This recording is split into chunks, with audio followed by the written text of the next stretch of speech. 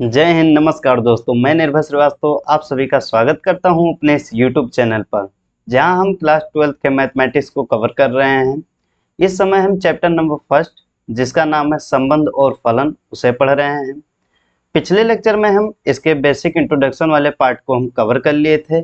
अगर आप पिछले वाले लेक्चर को नहीं देखे हैं तो आपसे रिक्वेस्ट है कि आप पहले वो लेक्चर देख लीजिए, फिर इस वाले लेक्चर को अटेंड कीजिए। इस लेक्चर में हम एग्जाम्पल्स करेंगे इसके। तो अगर आप पिछले लेक्चर को नहीं देखे हैं तो आप उसे देख लीजिए और फिर उसे अच्छे से समझकर फिर इस लेक्चर को देखिए। फिलहाल हम ऐसा कोशिश करेंगे कि आपको अच्छे से अच्छा फिर से जो आप कल पढ़े थे वो आज रिवाइज हो जाए।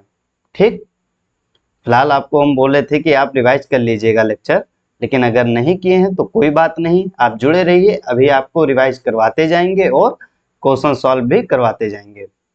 तो चलिए स्टार्ट करते हैं। आज हम एग्जांपल्स करेंगे। तो उदाहरण एक कॉपी कर लेते हैं। इस वाले चैप्टर में थोड़ा लिखना ज़्यादा रहेगा, इस बात का आप ध्यान रखिएगा। ये थ्योरी वाला चैप्टर माना जाता है।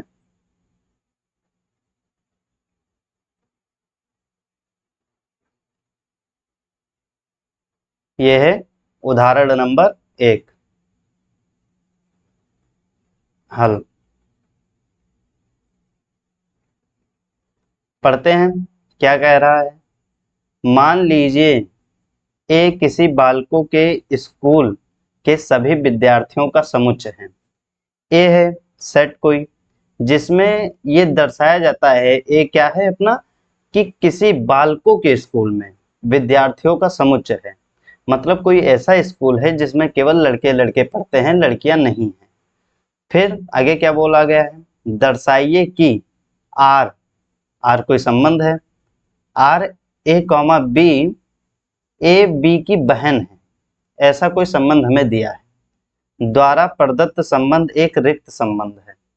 रिक्त संबंध किसे कहते हैं? रिक्त संबंध ऐसे संबंध को कहते हैं जिसमें कोई भी अवयव ना हो, मतलब कोई भी एलिमेंट ना हो। ठीक, तथा एक और संबंध दिया है आर डैश, आर डैश बराबर ए कॉमा बी, ए तथा बी की ऊंचाई का अंतर 3 मीटर से कम है। द्वारा प्रदत्त संबंध एक सार्वत्रिक संबंध है।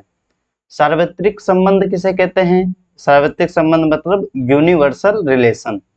यूनिवर्सल रिलेशन में सभी अवयव, जितने भी पॉसिबल ए क्रॉस बी से जितने भी उपसमुच्चय बनाए जा सकते हैं, सभी अवयव आते हैं, तो उसे सार्वत्रिक संबंध कहते हैं। अभी लिखेंगे तो आपको अच्छे से समझ में आ जाएगा। ठीक, इसे इरेज कर देते हैं।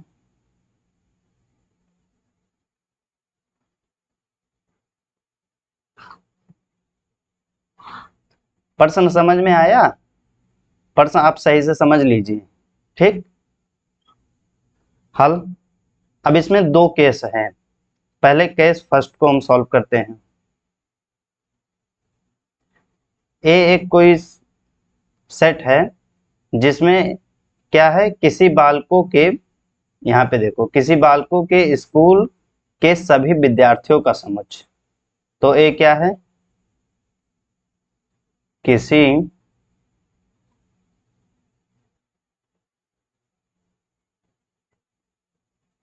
बालकों के स्कूल के सभी विद्यार्थी। ठीक,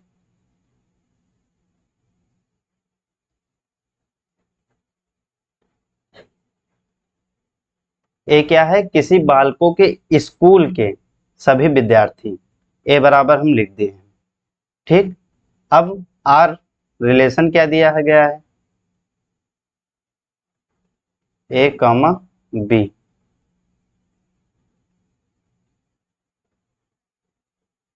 ए बी की बहन है, बहन है। ठीक।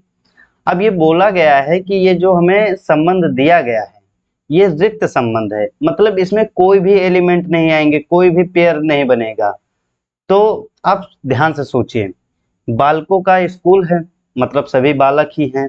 तो बालक के स्कूल में कोई लड़का किसी दूसरे लड़के का बहन कैसे हो सकता है? ये पॉसिबल है? तो आप कहेंगे पॉसिबल नहीं है, एक लड़का किसी दूसरे लड़के का बहन नहीं हो सकता है। तो यही चीजें हम लिख देंगे जिससे इसमें कोई भी कर्मित युग्म नहीं बनेगा। ठीक, तो इसीलिए ये एक रिक्त संबंध है। लिखेंगे हम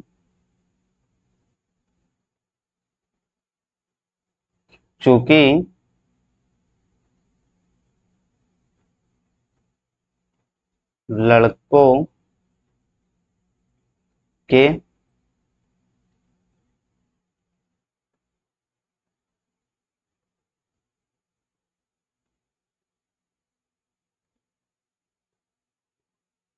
लड़कों के विद्यालय में कोई लड़का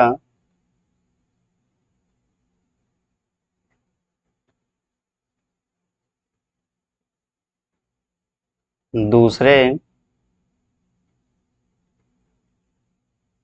लड़के की बहन नहीं हो सकता।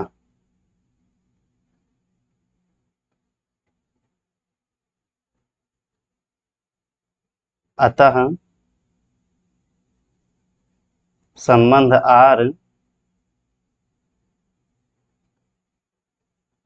आर में कोई कर्मित युग्म नहीं बनेंगे।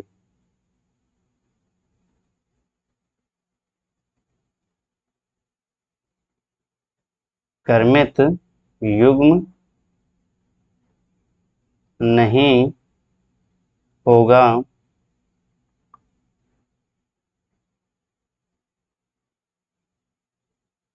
तो आर एक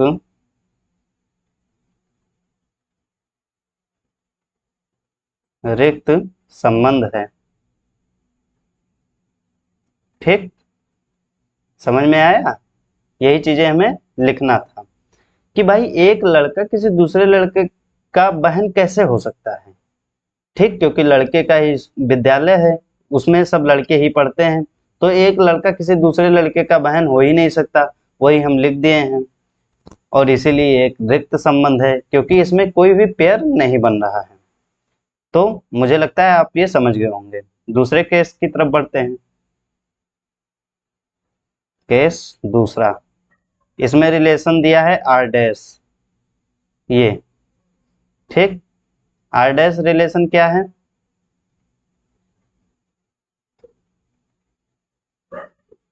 ए कॉमा बी है पेयर जिसमें ए तथा बी की ऊंचाई का अंतर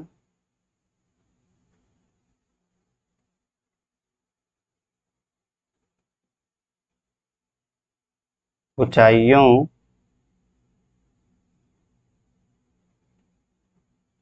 का अंतर 3 मीटर से कम है। थोड़ा ऊपर कर देते हैं, से कम है।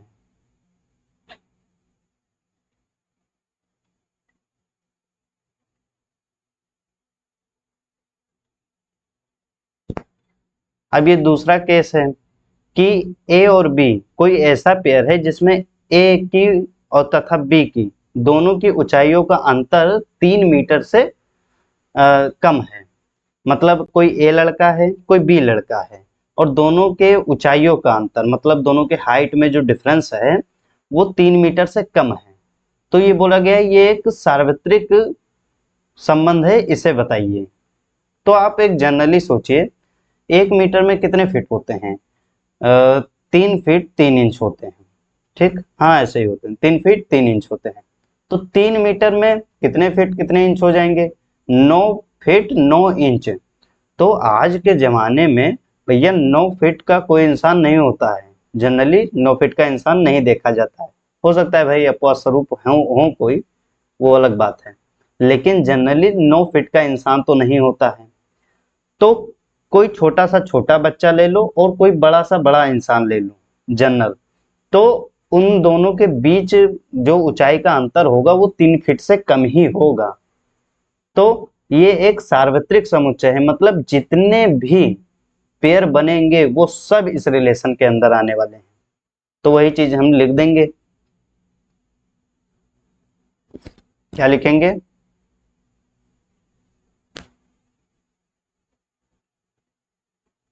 चूंकि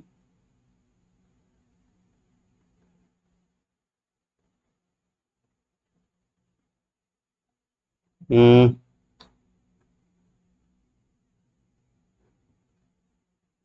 किसी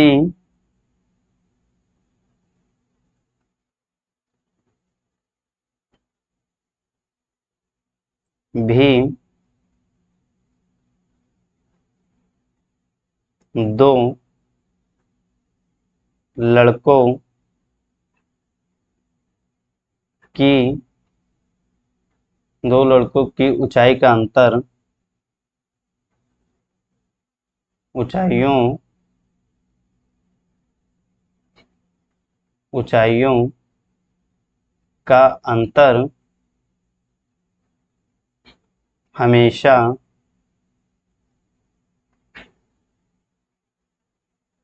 3 मीटर से कम ही होगा।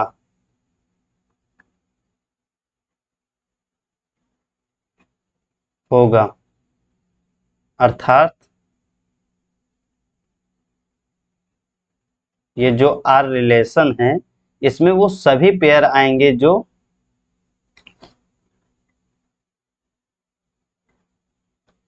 बनाए जा सकते हैं, जितने भी जोड़े बनाए जा सकते हैं वो सभी आएंगे। ठीक।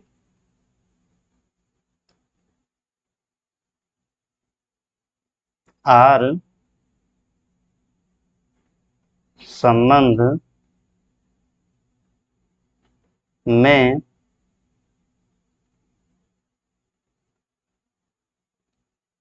बनाए जा सकने वाले सभी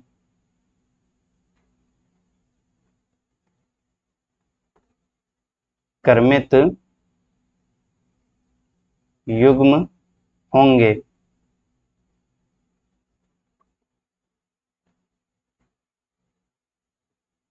अतः ठीक, सभी क्रमित युग्म होंगे ही होंगे। अतः आर डैश एक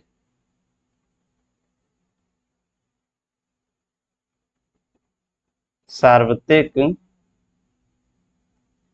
संबंध है।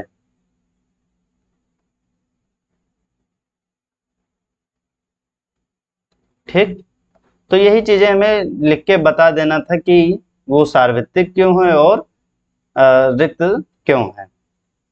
इसे हम बता दिए कि ये रिक्त क्यों है, रिक्त संबंध, और दूसरे वाले केस को बता दिए कि ये सार्वत्रिक संबंध क्यों है। तो यही चीजें हमें लिखना था। तो ये पहला उदाहरण हो गया। पहले ही बताए दे रहे हैं ये थोड़ा थ्योरी वाला चैप्टर है, आपको लिखना ज्यादा पड़ेगा। इस चैप्टर में आपको लिखना ज्यादा पड़ेगा, और जैसे जैसे बताया जाए बिल्कुल टू कॉपी आप बोर्ड एग्जाम में लिखेंगे। ठीक। खुद से दिमाग ज्यादा नहीं लगाना है, जितना बताया जा रहा है आप टू कॉपी वैसे जाके बोर्ड में लिख देंगे तो आपको पूरे में से पूरा मार्क्स मिल जाएगा। ठीक। उदाहरण दूसरे को देखते हैं। दूसरा नंबर उदाहरण ये रहा।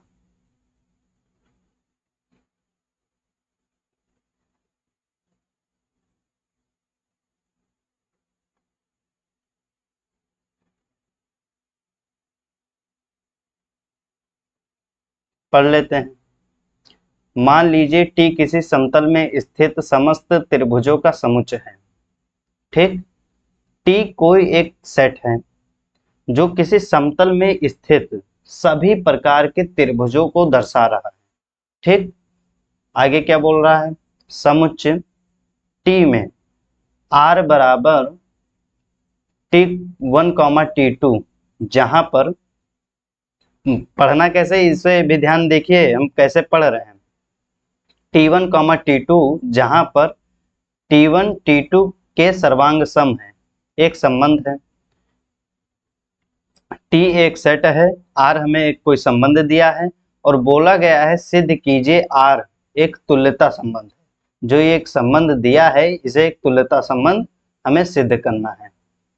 तो तुल्यता संबंध क्या होता है भैया, याद कीजिए, कल ही बताए थे, ऐसा संबंध जो सौतुल्य, सम्मित और संक्रामक तीनों होता है उसे हम तुल्यता संबंध कहते हैं। अब इसे हमें दिखाना है कि ये सौतुल्य भी है, सम्मित भी है और संक्रामक भी है।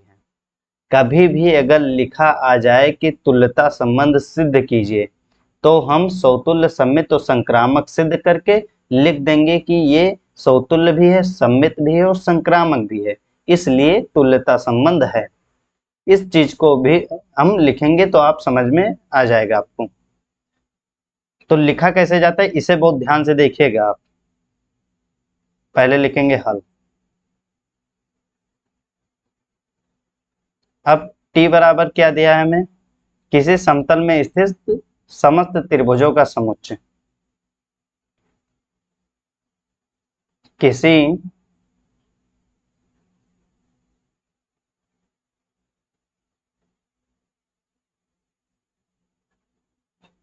समतल में स्थित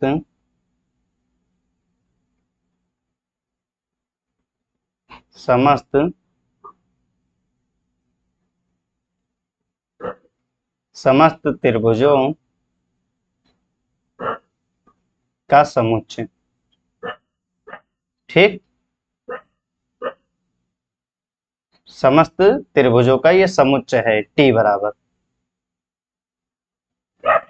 अब हमें इसे सौतुल्य, सम्मित और संक्रामक सिद्ध करना है। अब याद कीजिए सौतुल्य संबंध किसे कहते थे, सौतुल्य संबंध उसे कहते हैं, मान लो कोई एक अवयव वो सेट से बिलोंग कर रहा है तो उसका स्वयं के साथ में पेयर संबंध में भी बिलोंग करेगा तो वो सौतुल्य संबंध कहलाएगा। अभी लिखेंगे आप समझ जाएंगे। ये तो हो गया टी। आर बराबर क्या दिया है रिलेशन में, T1, T2, जहां पर T1 T2 के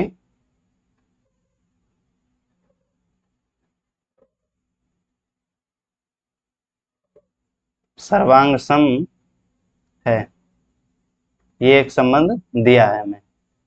अब इसे सौतुल्य, सम्मित और संक्रामक हम कैसे सिद्ध करेंगे, ध्यान से देखिएगा, एक दो क्वेश्चन आप अभी देखेंगे समझ में आ जाएगा, फिर आपको कोई दिक्कत नहीं होने वाला, क्योंकि एक जैसे ही लिखना होता है। बस एक दो बार आप ध्यान से समझ लीजिए। पहला काम हम करेंगे सौतुल्य सिद्ध करेंगे, सौतुल्य। अब सौतुल्य में हम लिखेंगे माना, हम मानते हैं इसमें T1 कोई एक T1 त्रिभुज है जो बिलोंग करता है T से, ये वाले सेट से हम मान लिए हैं। ठीक, अब दिस इंप्लाइज का चिन्ह लगाएंगे। अब कोई एक त्रिभुज है, ठीक, अब वो स्वयं के साथ में सर्वांग सम होता है या नहीं, आप बताइए।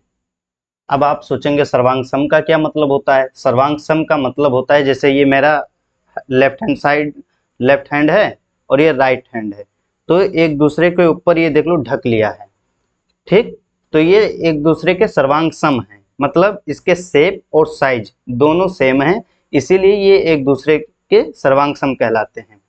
तो कोई भी त्रिभुज है, कोई भी त्रिभुज समबाहु लीजिए, या फिर समकोण ले लीजिए, उनको अगर हम एक दूसरे के ऊपर रखेंगे तो वो ऐसे एक दूसरे को ढक लेंगे, तो सर्वांग सम ही होगा ना, क्योंकि त्रिभुज तो एक ही लिए हैं। और वो त्रिभुज को फिर से ले लें तो एक दूसरे के सर्वांग सम होगा। तो एक T1 हम त्रिभुज माने हैं, जो कि ये मान लें कि वो बिलोंग करता है कहाँ से, इस वाले सेट से। तो आप जानते हैं T1 के ही सर्वांग सम होगा ही होगा। लिखेंगे T1 के सर्वांग सम है।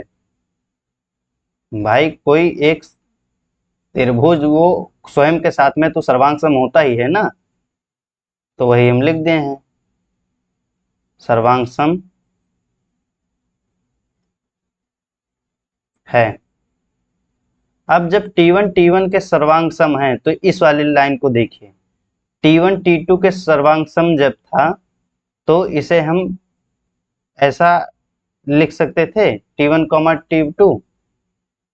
तो मतलब जब T1 और T1 के सर्वांग सम है तो इसका मतलब हुआ T1, वो R से बिलोंग करता है। दिस इम्प्लाइज का चिन्ह लगाएंगे। जितना समझ में आ रहा है आप सुनते जाइए, विश्वास कीजिए, अभी 2-4 सवाल करेंगे आपको क्लियर हो जाएगा। तो ये T1, ये R से बिलोंग करता है, ऐसे हम लिख देंगे, मतलब स्वयं के साथ में इसका जोड़ा बन जाएगा।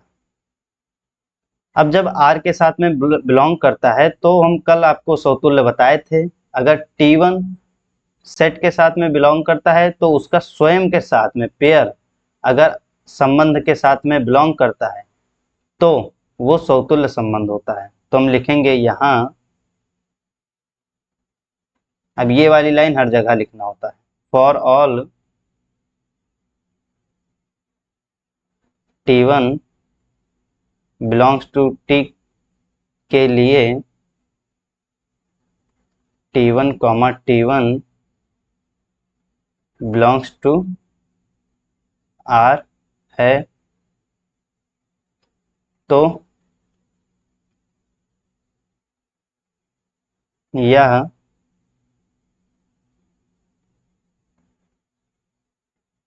समतुल्य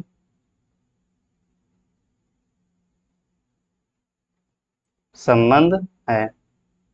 ठीक, यह समतुल्य संबंध है, यह समतुल्य सिद्ध हो गया। अब सम्मित सिद्ध करेंगे हम।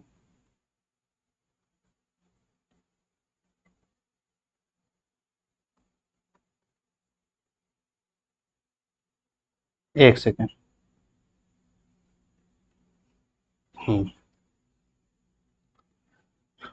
सम्मितता, यहाँ पर समतुल्य ना लिखकर समतुल्यता लिख दो तो ज्यादा अच्छा रहेगा, कि समतुल्यता हम चेक कर रहे हैं।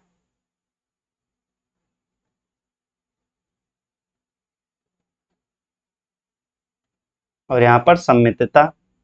अब यहाँ भी हम क्या क्या लिखेंगे, माना, इसमें भी मानना होता है T1, T2 वो R से बिलोंग करता है, मतलब वो इस संबंध से बिलोंग करता है, ऐसा हम मान लिए कि कोई T1 और T2 कोई दो त्रिभुज है जो कि R से बिलोंग करता है।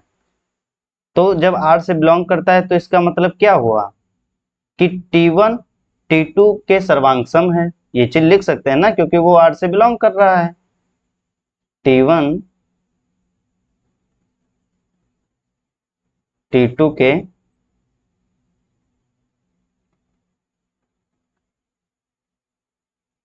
T2 के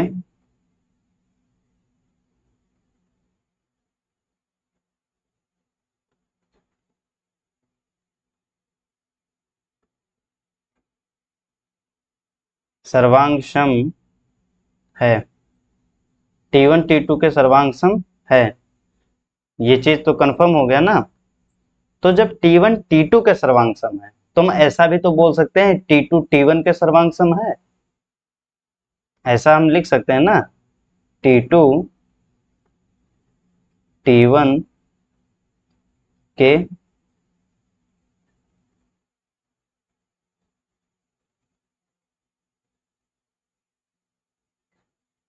सर्वांग सम है। T1 T2 के सर्वांग सम है, ये हम माने थे। तो भाई हम ऐसा भी तो लिख सकते हैं T2 T1 के सर्वांग सम है, बात एक ही है, बस पलट कर लिख दिए हैं। तो जब T2 T1 के सर्वांग सम है तो इसका क्या मतलब हुआ, T2 कामा T1 R से बिलोंग करता है ना, क्योंकि जब T2 T1 के सर्वांग सम है तो इसका मतलब हुआ T2 कामा T1 R से बिलोंग करता है। अब सम्मित आपको कल ही हम बताए थे, T1 कामा T2 अगर R से बिलोंग कर रहा है तो T2 कामा T1 उसका अपोजिट भी R से अगर बिलोंग कर रहा है तो हम लिख देंगे वो सम्मित संबंध है। हम लिखेंगे यहां, ये लाइन इंपॉर्टेंट होती है, for all T1 comma T2 belongs to R के लिए T2 comma T1 belongs to R है, तो यह एक सम्मित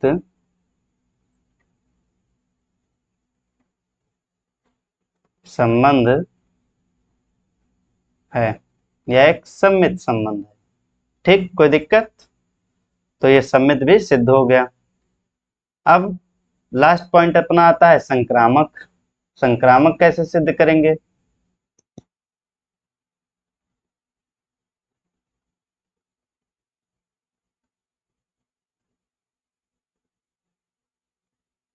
संक्रामक, संक्रामकता लिखते हैं।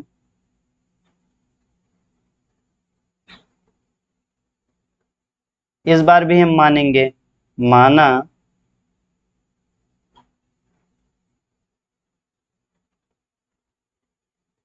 T1 कामा T2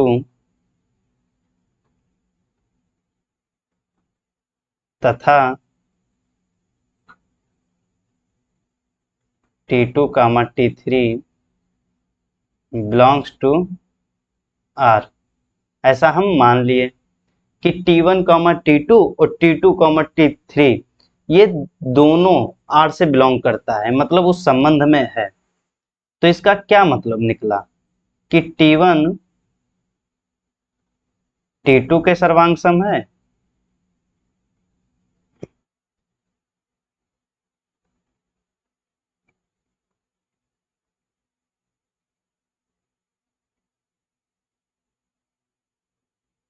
राइटिंग थोड़ा ये गलत हो गया,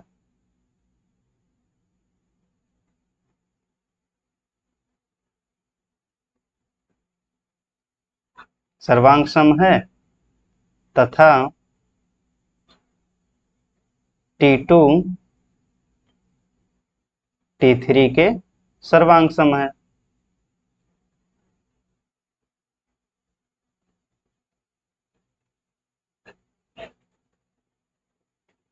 क्योंकि T1 T2 और T2 T3 दोनों ही R से बिलोंग कर रहा है, तो हम वही चीज लिख दिए हैं लैंग्वेज में। लैंग्वेज में क्या लिखे हैं, T1 T2 के सर्वांग सम है और T2 T3 के सर्वांग सम है। तो जब T1 T2 के सर्वांग सम है, मतलब T1 और T2 एक दूसरे को ढक रहे हैं, और T2 T3 के सर्वांग सम है, तो हम ऐसा बोल सकते हैं कि T1 और T3 भी सर्वांग सम होंगे। ध्यान से देखिए, T1 और T2 सर्वांग सम है, हम बराबर लगाकर दिखा रहे हैं। ठीक, फिर T3 के भी सर्वांग सम है, मतलब ये तीनों एक दूसरे के बराबर है ना, तो T1 और T3 भी तो सर्वांग सम होगा, तो वही चीज हम लिखेंगे। ध्यान से देखिए, लिखेंगे T1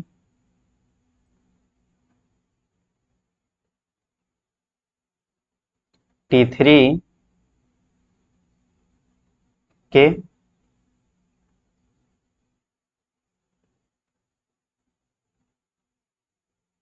सर्वांग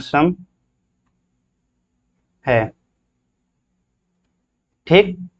अब जब T1 T3 के सर्वांग है तो इसे हम ऐसा भी तो लिख सकते हैं, T1 T3 भी बिलोंग करता है R से। ठीक। तो हम लिखेंगे यहां for all T1 T2 and T2 T3 belongs to R के लिए T1 T3 R से बिलोंग करता है। अतः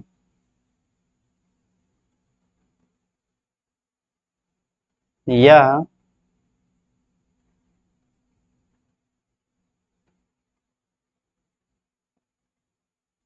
संक्रामक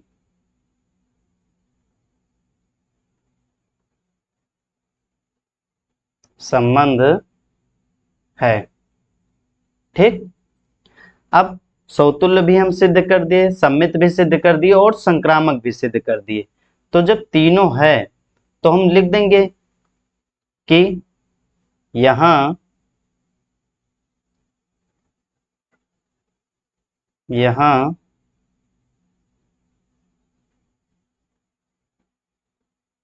संबंध R सौतुल्य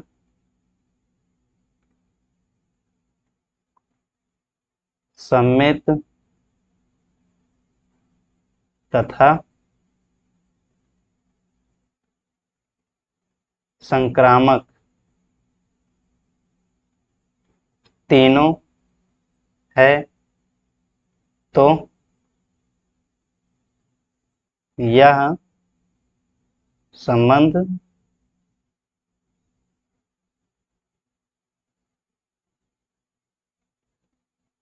तुल्यता संबंध है। तुल्यता संबंध है। ठीक। यही चीजें हमें लिखना था। एक बार रिकेप कर देते हैं, ध्यान से सुन लीजिए। हमें तुल्यता संबंध दिखाना था, तो पहले हम सौतुल्यता सिद्ध किए, फिर सम्मितता और फिर संक्रामकता। तीनों जब सिद्ध कर दिए कि ये सौतुल्य, सम्मित और संक्रामक तीनों हैं, फिर बोल दिए कि ये एक तुल्यता संबंध है क्योंकि ये तीनों हैं। तो ऐसे ही लिखना था। हाँ, लिखने वाले पार्ट इस चैप्टर में हैं, आप ये चीज मान लीजिए, और जिस तरह लिखा जा रहा है ऐसे ही आपको लिखना है एग्जाम में। आगे बढ़ते हैं। उदाहरण नंबर 3।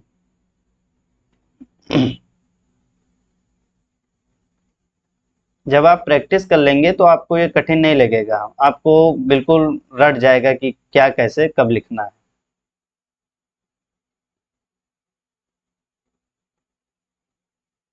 यह है उदाहरण नंबर 3।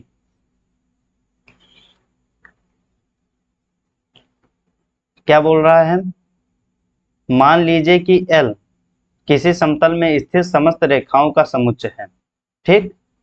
समस्त रेखाओं का समुच्चय है तथा R कोई संबंध दिया है L1, L2, जहां पर L1 L2 पर लंब है।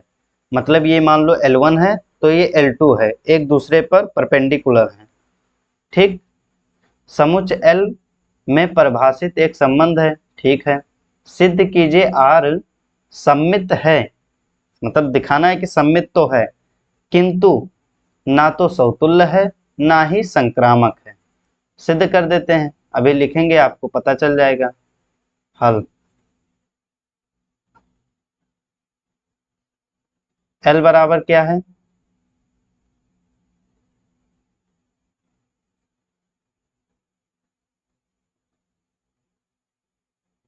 किसी समतल में स्थित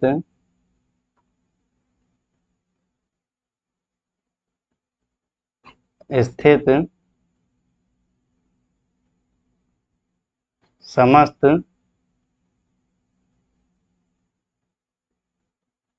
रेखाओं का समुच्चय।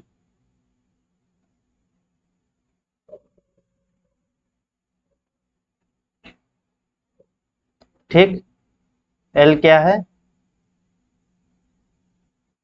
किसी समतल में स्थित समस्त रेखाओं का समुच्चय, एक सेट है। ठीक, एल। संबंध क्या दिया है?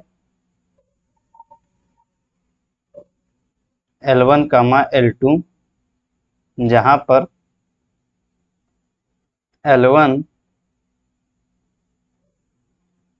L2 पर लंब है, लंब है। अब समतुल्य देखें है या नहीं।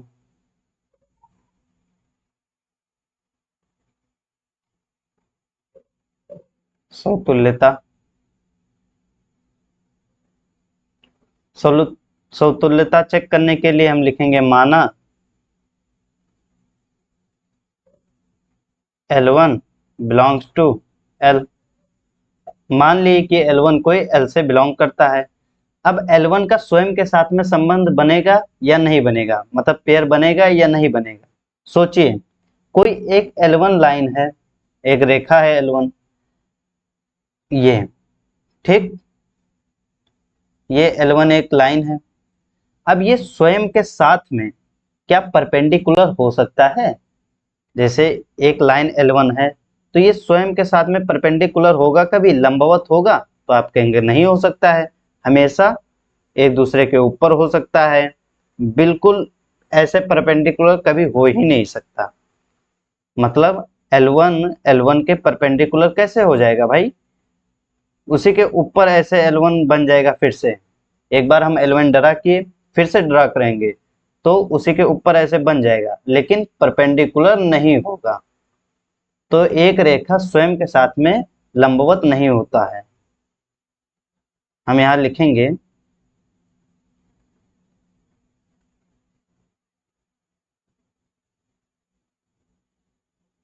L1 परपेंडिकुलर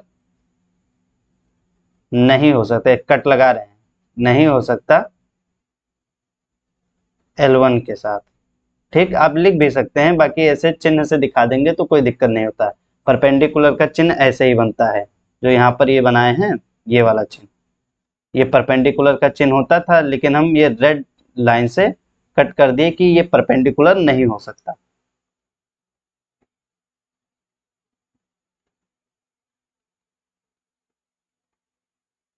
अतः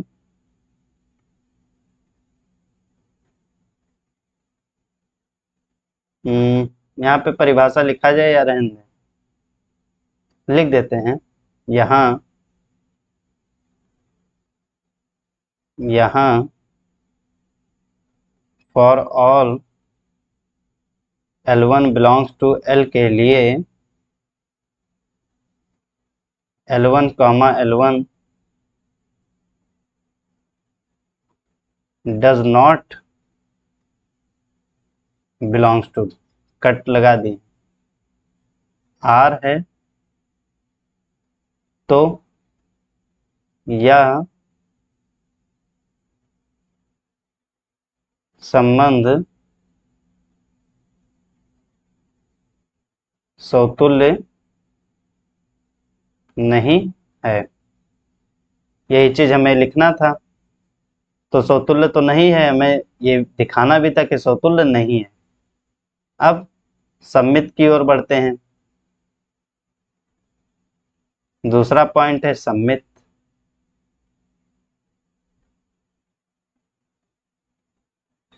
सममितता, तो फिर से लिखेंगे माना L1 कॉमा L2 बिलोंग करता है R से। तो इसका क्या मतलब हुआ? तो जब R से संबंध से वो बिलोंग कर रहा है, इसका मतलब हुआ, एक सेकेंड, इसका मतलब हुआ L1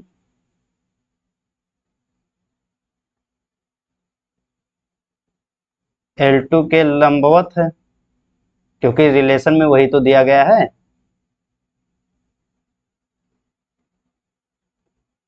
लंबवत है, तो L1 L2 के लंबवत है जब, जैसे ये L1 है और ये L2 है, एक दूसरे के जब लंबवत हैं तो हम ऐसा भी तो लिख सकते हैं कि L2 L1 के लंबवत है।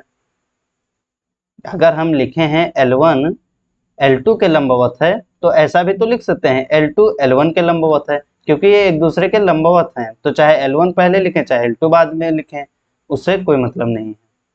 तो हम ऐसा भी तो लिख सकते हैं L2 L1 के लंबवत है।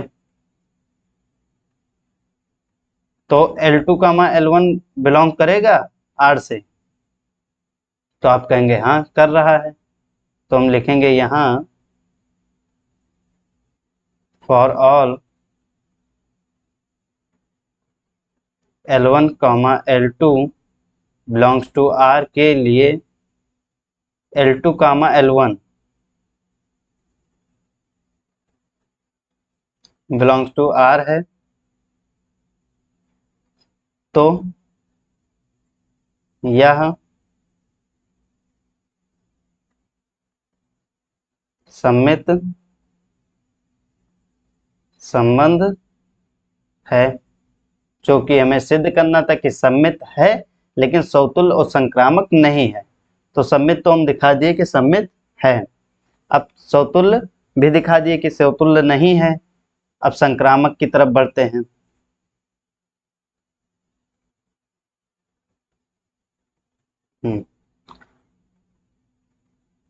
अब क्या चेक करेंगे? संक्रामक।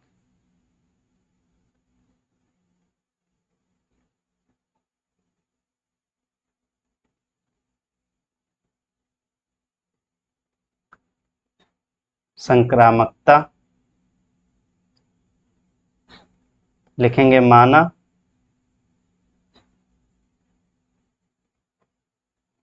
L1 कॉमा L2 तथा L2 कामा L3 बिलोंग कर रहा है R से। अब हम किसी ना किसी तरह दिखा देंगे कि L1 और L3 अगर बिलोंग कर रहा है R से तो इसका मतलब वो संक्रामक है, और अगर हम नहीं दिखा पाए कि L1 और L3 भी R से बिलोंग कर रहा है तो वो संक्रामक नहीं है। तो हम लिखेंगे ये जब दोनों R से बिलोंग कर रहा है तो इसका क्या मतलब हुआ? L1 L2 के लंब है, के लंबवत है, तथा L2 L3 के लंबवत है।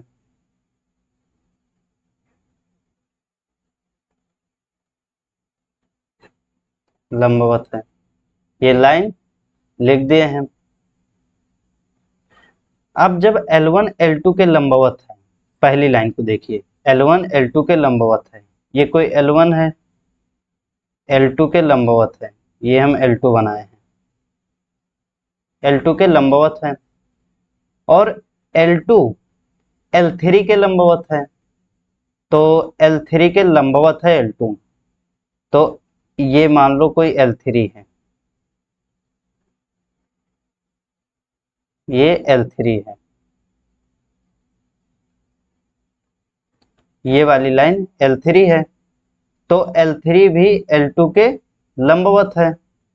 तो ये बताओ क्या L1 और L3 भी एक दूसरे के लंबवत हैं? तो आप कहेंगे नहीं, ये रहा L3, ये रहा L1, जो कि एक दूसरे के समांतर तो हैं लेकिन लंबवत नहीं है। तो हम यहां लिखेंगे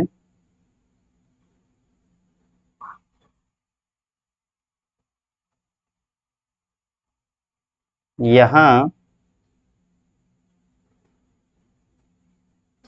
L1 लंबवत नहीं है L3 के,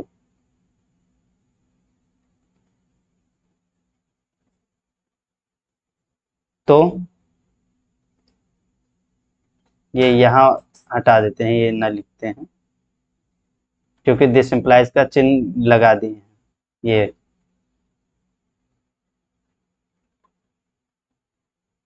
अब लिखेंगे एक परिभाषा, यहाँ फॉर ऑल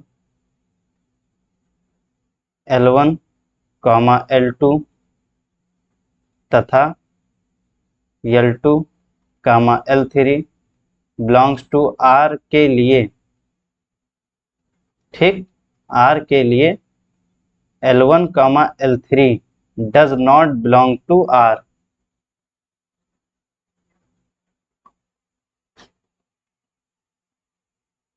ठीक। तो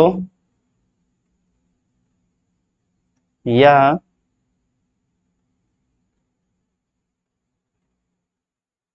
संक्रामक संबंध नहीं है, संबंध नहीं है, यही चीज हमें लिखना था। मतलब हमें दिखाना था कि सम्मित तो है लेकिन संक्रामक और स्वतुल्य नहीं है, जो कि हम दिखा भी दिए हैं।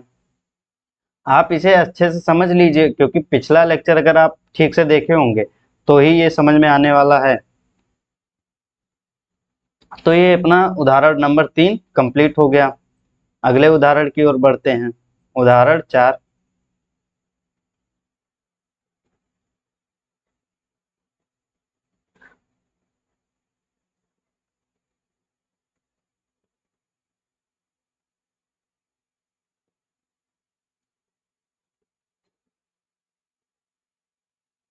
ये है उदाहरण नंबर 4।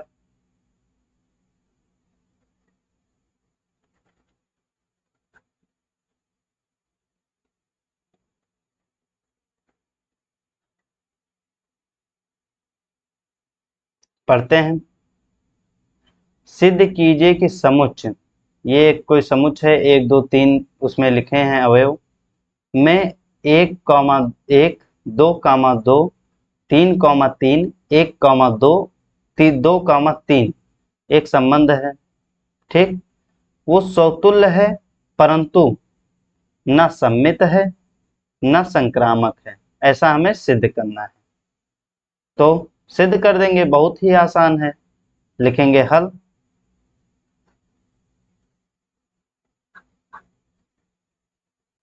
ठीक। इसे हम एक सेट मान लेते हैं ए, 1, 2, 3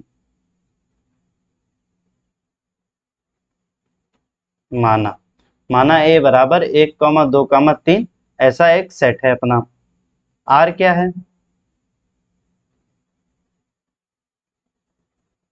1, 1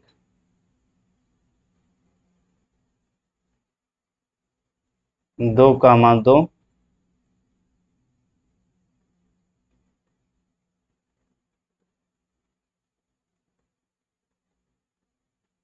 फिर 3, 3 1, 2 2, 3। अब कल ही आपको बता दिए थे कि समतुल्य सम्मित और संक्रामक कैसे पहचानते हैं। तो समतुल्य कैसे पहचानेंगे? पहला क्या है अपना समतुल्यता,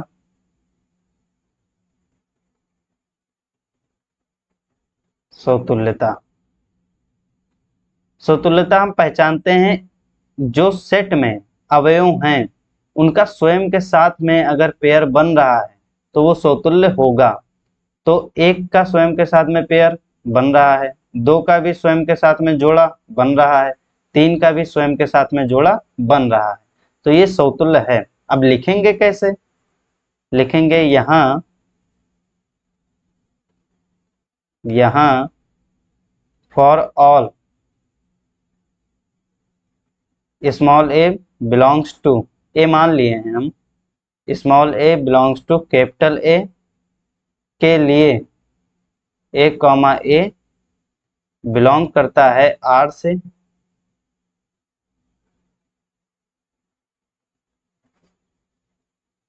ठीक, बिलोंग करता है आर से,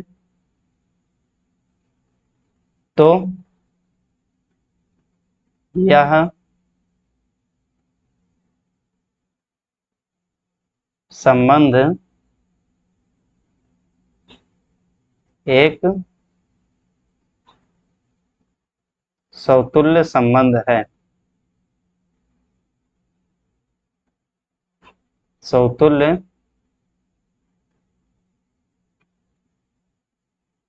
संबंध है।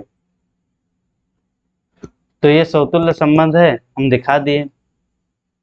अब सममितता,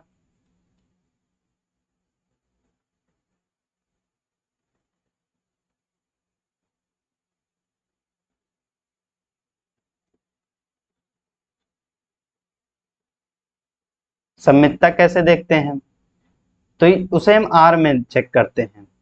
प्रत्येक जोड़े को देखेंगे और उसका अपोजिट भी अगर है उस संबंध में तो वो सममित संबंध होगा। तो एक कॉमा एक, इसे चेक करने की जरूरत नहीं, इसे भी चेक करने की जरूरत नहीं, इसे भी चेक करने की कोई जरूरत नहीं। अब यहाँ पर एक कामा दो है, तो क्या दो कामा एक है संबंध में, तो आप कहेंगे नहीं, दो कामा एक नहीं है, तो ये एक सममित संबंध नहीं है, क्योंकि हमें पहला ही रीजन मिल गया, इसीलिए हम लिख देंगे। अगर दो कामा एक होता तो हम फिर अगले जोड़े की तरफ बढ़ते, लेकिन यहाँ लिखेंगे, यहाँ एक कामा दो तो आर से बिलोंग करता है, परंतु दो कामा एक does not belong to R है, अतः यह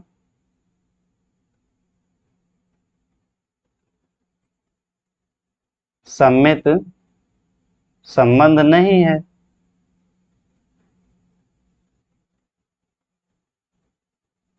नहीं है। अब तीसरा पार्ट क्या है, संक्रामक।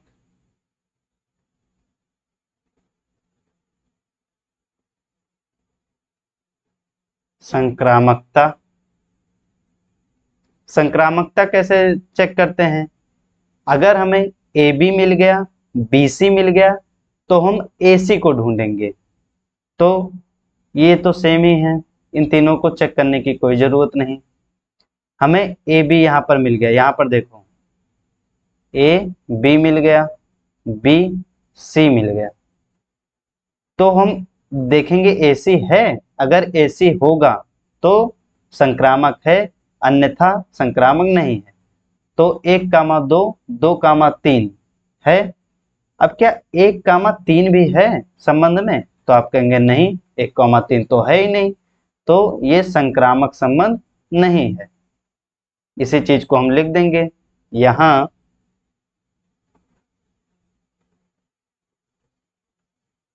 एक कामा दो तथा दो कामा तीन आर से बिलोंग करता है, परंतु एक कॉमा तीन बिलोंग नहीं करता है,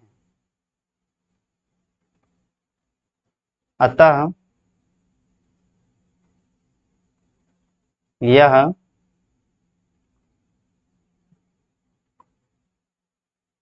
संक्रामक संबंध नहीं है। तो यही चीज हमें बताना था। क्या बताना था, कि समतुल्य है परंतु ना सममित है ना संक्रामक है, जो कि हम दिखा दिए हैं। कैसे दिखाया गया, एक बार रिकेप कर देते हैं। एक कोई संबंध था, सॉरी, एक कोई सेट था और उसमें एक संबंध आर दिया है, समतुल्य हमें दिखाना था। तो उसका स्वयं के साथ में यहाँ पर हम देख सकते हैं 1 का, 2 का और 3 का जितने भी अवयव हैं उनका स्वयं के साथ में पेयर बन रहा था, इसीलिए वो समतुल्य हो गया। सममित कैसे चेक करते हैं? मान लो किसी संबंध में ए बी है तो हम बी ए को भी ढूंढते हैं। तो ए बी यानी 1, 2 हमें मिल गया, लेकिन 2, 1 नहीं मिला, तो इसलिए सममित नहीं है। फिर संक्रामकता में हमें ए बी मिल गया, बी सी मिल गया, लेकिन ए सी नहीं मिला, यानी 1, 3, तो इसीलिए ये संक्रामक भी नहीं है। तो यही चीजें हमें बताना था कि समतुल्य है लेकिन सममित और संक्रामक नहीं है। तो आज यही 4 उदाहरण करते हैं। आज आपका होमवर्क रहेगा, ये जो 4 उदाहरण कराया गया है इसे अच्छे से रिवाइज कर लीजिएगा।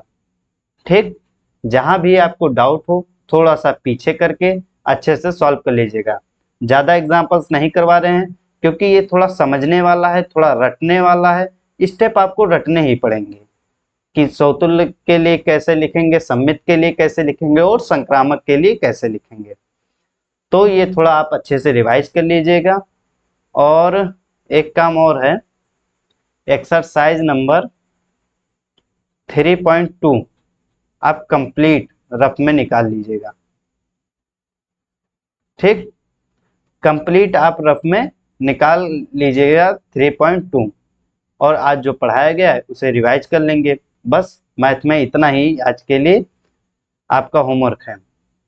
तो अभी के लिए इतना ही छोड़ते हैं, बाकी जितने एग्जाम्पल्स बचे हुए हैं जो प्रश्न हैं उन्हें नेक्स्ट लेक्चर में कवर करेंगे। तो ऐसे ही जुड़े रहिए और इंटरेस्टिंग वे में आप पढ़ते रहिए। और जितने भी आपके दोस्त हैं जो कि महंगी कोचिंग बैच नहीं परचेस कर सकते हैं, उनके लिए ये बिल्कुल फ्री ही है। आप लोग भी पढ़िए और उन लोगों के पास भी पहुंचाइए जो कि पढ़ने के लिए इच्छुक हैं। तो आप अगर उनका मदद कर देंगे तो ये बहुत ही अच्छी बात है। तो ऐसे ही जुड़े रहिए। बहुत बहुत धन्यवाद, बहुत बहुत आभार। मिलते हैं नेक्स्ट लेक्चर में। Thank you so much.